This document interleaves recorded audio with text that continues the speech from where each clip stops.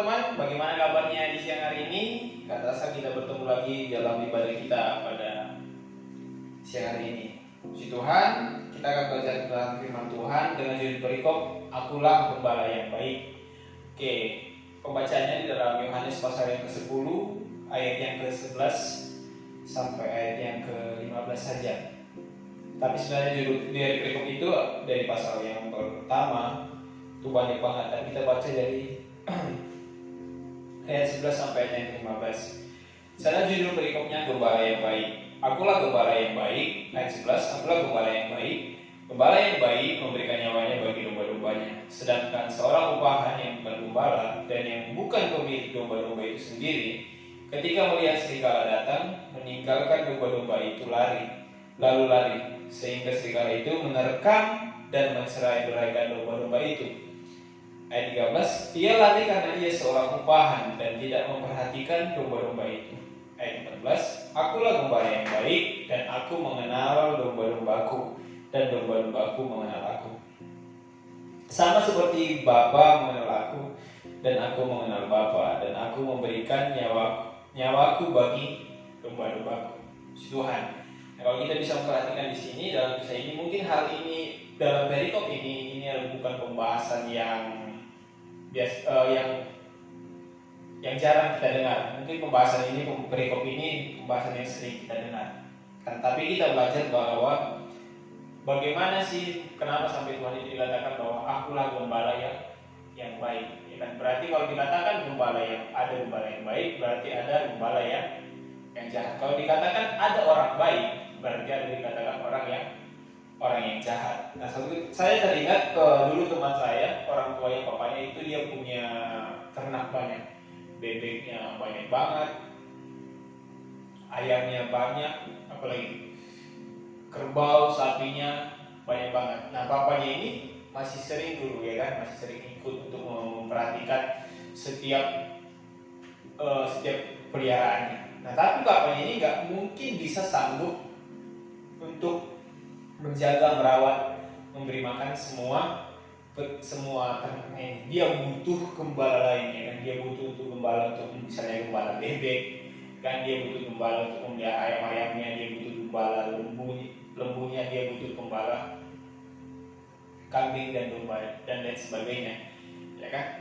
Nah, di sini juga sama halnya di dalam Perjanjian Lama. Kalau kita bisa memperhatikan konsepnya bahwa di dalam Perjanjian Lama tidak semua memang yang mereka memakai gembala upahan. Nah, misalnya di dalam kehidupan Abraham, ya kan, dia punya ternak yang cukup banyak juga, kambing, domba, lembu dan sebagainya. Sampai juga ponakannya yaitu Lot, dia juga punya ternak. Suatu ketika mereka diberkati Tuhan dengan limpahnya, sampai nanti gembala-gembala mereka itu ribut karena apa? Karena gak ada lagi nih, airnya terbatas, rumputnya terbatas, akhirnya mereka gontok-gontokan nih kan, ribut. Nah, sama dengan Yakub, sama dengan Ishak, sama dengan Musa juga. Sebelum Musa dipanggil Tuhan menjadi pemimpin besar di Mesir, dia juga mengembalakan domba mertuanya Yitro. Kalau kita bisa memperhatikan di sini bahwa bagaimana kehidupan orang-orang di dalam Perjanjian Lama, sama juga seperti misalnya Daud, ya kan, menggembalakan kambing domba papanya. Nah, berarti dalam kehidupan Perjanjian Lama merupakan suatu hal yang kewajiban atau sudah menjadi sebuah kebiasaan bagi mereka. Pekerjaan di saat itu adalah seorang gembala, beternak, ya kan? Beda saat ini karena memang di zaman itu masih begitu adanya. Kalau sekarang sudah banyak banget pekerjaan dan sebagainya, walaupun masih tetap ada di daerah-daerah yang menggembalakan kambing, domba, ternak, lembu dan sebagainya. Nah, tapi kalau kita bisa memperhatikan bahwa yang pertama, seorang gembala pada saat itu bukanlah pekerjaan yang gampang, ya kan? Kenapa? Karena dia harus menjaga ternaknya. Karena misalnya ternaknya ada yang mau beranak, dombanya misalnya mau beranak, dia harus memperhatikan, dia harus nungguin, dia harus jaga kapan lahirnya, ya kan? Misalnya peliharaannya sakit, ya kan? Misalnya belum lagi nanti peliharaannya mau dimangsa sama serigala, kalau kita bisa perhatikan, tentu dia harus berjaga-jaga bagaimana supaya ternaknya ini aman. Bagaimana supaya hewan peliharaan ini aman? Karena apa? Karena ini adalah punya dia sendiri, ya kan? Ini adalah dirinya sendiri. Nah di sini kalau kita bisa memperhatikan bahwa ternyata menjadi gembala itu gak gampang. Dia harus kasih makan, harus kasih minum, harus memelihara, sampai sampai beranak pun harus diperhatikan sampai segitunya. Nah, dan kalau kita bisa memperhatikan juga di dalam kehidupan para gembala, mereka memang harus yang sabar, telaten dan lain sebagainya. Misalnya satu dua orang dari kambing dombanya hilang tersesat, ya pasti akan dicari kan. Misalnya saya ini punya 100 kambing domba, contoh, ya kan. Tiba-tiba saya hitung, itu, ada saya pas itu kok hanya 98 ini. Nah tiba-tiba saya cari, satu di sini. Nah, pas saya cari, satunya di mana? Karena ini milik saya, karena ini adalah harta saya, kekayaan saya, ini adalah punya saya, pasti saya akan cari ya kan, supaya dia ketemu, supaya dia kembali lagi. Nah, sama seperti hal yang demikian. Ternyata kalau di dalam konsep perjanjian baru, kalau kita mau perhatikan bahwa pada masa, apalagi dalam perikop ini, pada masa itu bahwa banyak tuan tanah, ya kan, orang-orang kaya misalnya, mereka mempekerjakan gembala-gembala upahan untuk menjaga ternak mereka. Nah, ada juga dikatakan bahwa hanya seorang upahan dan bukan pemilik, ya kan? Jadi mereka hanya dipekerjakan aja, mereka hanya diupah, ya kan? Kamu punya, saya kasih nih, mempertanggungjawabkan, menjaga, mengembalakan 100 ternak saya upah kamu, saya bayar kamu. Nah, si upahnya dia hanya sebagai pekerja aja yang merawat, tapi dia bukan pemiliknya sendiri, ya kan? Nah, bahkan kalau kita bisa memperhatikan bahwa para gembala itu sebenarnya mereka bekerja semuanya sendiri, ya kan? Semena-mena aja. Karena apa? Karena mereka hanya sekedar seorang upahan, mereka bukan pemiliknya.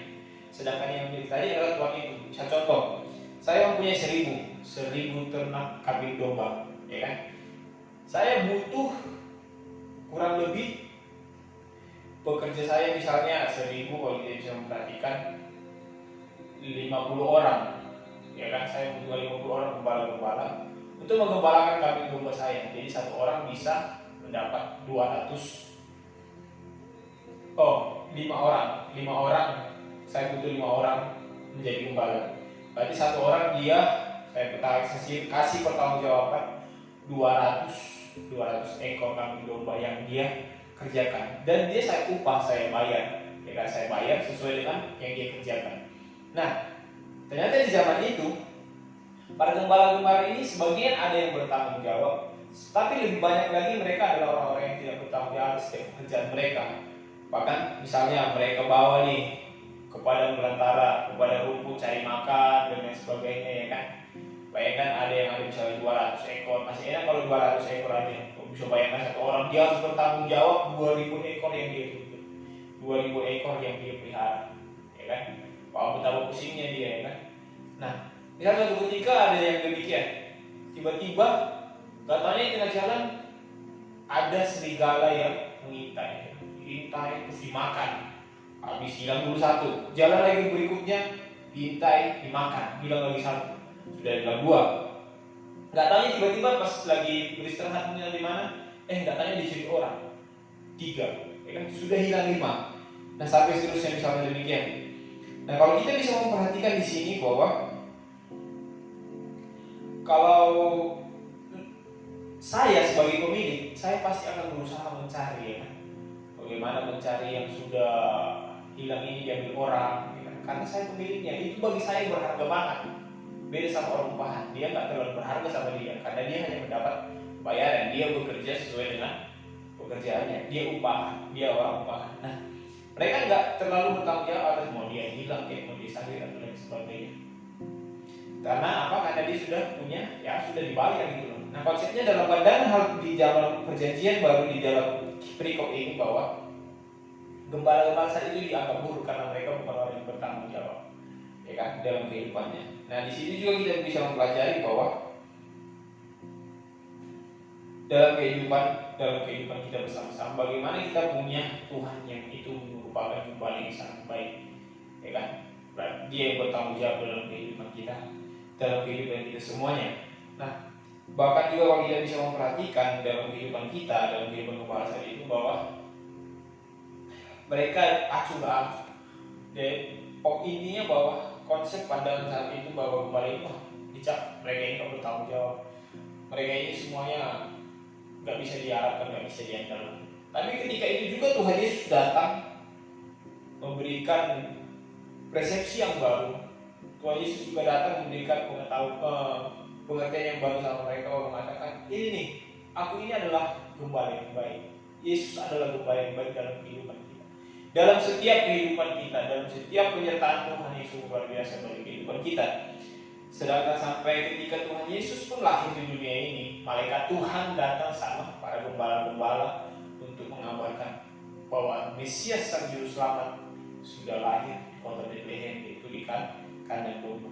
Nah, dari sini kita bisa mempelajari bersama-sama bahwa karena sudah pemahaman mereka begitu demikian tentang cara pandang mereka kepada gembala-gembala upahan ini, Tuhan datang dengan menawarkan ini bahwa aku ini adalah gembala yang baik, yang selalu setia menemani dan senantiasa menolong kalian. Apa bukti daripada bahwa Yesus itu adalah penolong dalam kehidupan kita? Kita bisa memahami bahwa bangsa Israel jatuh bangun dalam dosa, masuk ke dalam penjajahan, jatuh bangun dalam dosa, jatuh dalam dosa, masuk lagi ke dalam penjajahan, mereka didera, mereka dijajah dan lain sebagainya. Tapi kita bisa memperhatikan bahwa apa bukti daripada Tuhan Yesus itu merupakan gembala kita yang baik. Yang pertama adalah Yesus merupakan Mesias yang sejati, yang mati memberikan nyawanya bagi domba-dombanya. Bahkan di ayat 11 katakan, aku gembala yang baik memberikan nyawanya bagi domba-dombanya. Di ayat 14, akulah gembala yang baik dan aku mengenal domba-dombaku dan domba-dombaku mengenal aku. Nah, di sini kita bisa memahami bahwa katakan Tuhan itu adalah gembala yang baik. Buktinya dia menyerahkan nyawanya. Dia harusnya gak harus menderita, dia harusnya gak harus merasakan sakit. Tapi karena kita manusia yang penuh dengan dosa dan lain sebagainya, kita yang melakukan kesalahan, pelanggaran, tapi dia mau menebus kita semuanya.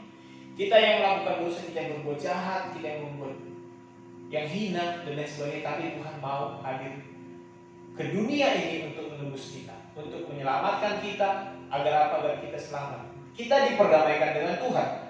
Dan lagi dikatakan bahwa dia dijadikan dosa. Dia dijadikan berdosa hanya karena menebus dosa kita semua. Bahkan dikatakan Yesus menyelamatkan domba-domba yang tersesat.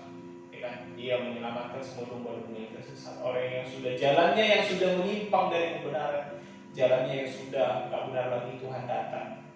Ya kan? Dengan menyelamatkannya, menyelamatkan kita semua. Dan yang kedua bahwa Yesus berjanji akan menuntun dan menjaga kita sampai kekekalan. Yesus berjanji dia akan menuntun kita, dia akan menyertai kita senantiasa, sama seperti bangsa Israel jatuh bangun di jalan dosa, ya kan? Karena Tuhan sudah pilih dia, tahu Tuhan sudah berjanji bahwa dia ini akan menjadi umat pilihanku. Bangsa Israel ini akan menjadi umat pilihanku, bangsa yang dipilih Tuhan. Janji Tuhan tetap digenapi walaupun bangsa ini berontak keras kepala dalam kehidupan. Tapi itulah luar biasa janji Tuhan. Dia menyertai kita bukan hanya sampai sini, tapi pada sampai kekekalan. Sama dikatakan bahwa ketika misalnya saya ingin menjadi seorang gembala, saya memiliki banyak sekali ternak saya pasti akan mencari atau berusaha mencari ternak-ternak saya yang lainnya hilang. Tapi sedangkan gembala upahan dari dia mungkin ketika ada masalah, ada misalnya serigala, ada pencuri, ada yang lain sebagainya, pasti dia akan lari dari setiap masalah-masalah tersebut. Beda dengan Tuhan Yesus. Ketika digambarannya bahwa kita adalah umat Tuhan, kita adalah sekumpulan dari domba-domba Allah, dan gembala itu adalah Yesus Kristus. Dia bertanggung jawab full dalam kehidupan kita, di dalam kehidupan kita, di dalam masa hidup kita. Semuanya dia yang perhatikan, nafas hidup kita, kesehatan kita, berkat-berkat yang Tuhan sudah sediakan bagi kita. Itu Tuhan sediakan senantiasa. Nah, jadi pada siang hari ini mari kita bersyukur bahwa kita punya Tuhan, kita punya Yesus, kita punya Allah yang baik, kita punya gembala agung, gembala yang baik yang senantiasa melindungi kita. Makanya di dalam Mazmur 23 dikatakan Tuhan itu adalah gembala yang baik. Ayat 1 Mazmur 2, Tuhan adalah gembalaku, takkan kekurangan aku. Ia membaringkan aku di padang yang berumput hijau, Ia membimbing aku ke air yang tenang. Ia menyegarkan jiwaku, ia menuntun aku di jalan yang benar oleh karena namanya. Sekalipun aku berjalan dalam lembah kekelaman, aku tidak takut bahaya. Sebab engkau besertaku, gadamu dan tongkatmu itulah yang menghibur aku. Kau menyediakan hidanganku bagiku di hadapan lawanku. Engkau mengurapi kepalaku dengan minyak, pialaku pun melimpah.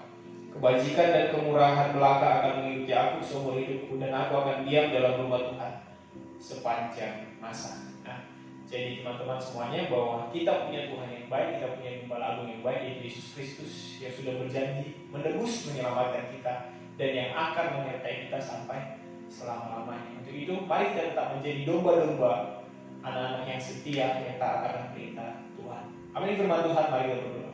Terima kasih Tuhan buat segala kebaikan penyertaan Tuhan dalam hidup kami, dan terima kasih buat firman-Mu yang menyatakan bahwa Engkau adalah Gembala Agung kami, Gembala yang baik, yang sudah menebus kami, dan yang senantiasa memelihara, menyertai setiap langkah kami. Terpuji nama-Mu Tuhan, terpuji nama-Mu. Di dalam nama Tuhan Yesus Kristus kami serahkan ibadah kami serahkan semua kehidupan kami, masa depan kami, pekerjaan orang tua kami dalam tangan-Mu. Dan kami akhiri ibadah ini hanya di dalam nama Tuhan Yesus kami berdoa dan bersyukur. Haleluya. Amin. Selamat siang, Tuhan Yesus memberkati kita semua.